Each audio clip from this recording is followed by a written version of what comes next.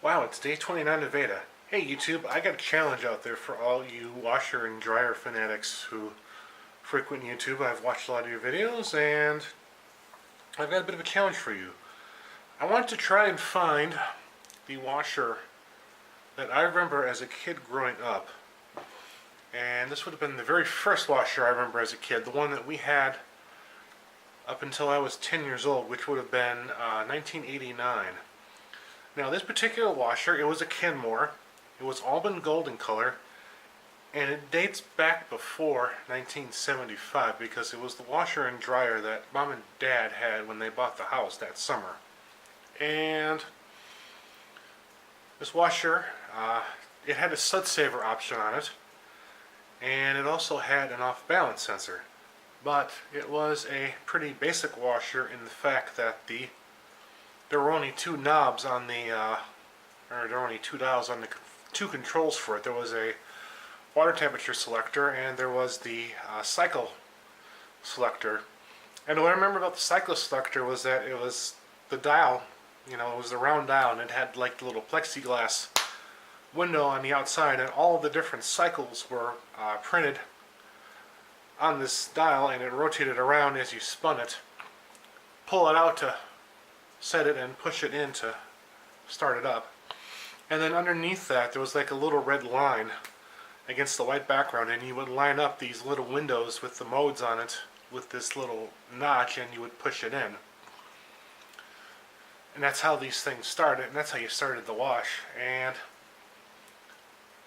as I recall, we had this, and as I recall with the suds saver option, there were two hoses coming off of it. There was one that was really long that snuck down into the bottom of our laundry tub. And then I think there was another one, and if memory serves me correct, I think it might have been plumbed into the the drain that went in the tub, or in the laundry tub, the drain. There was the drain, and then there was a plastic hose that went down into the floor drain, and I think that the hose was plumbed into that with something.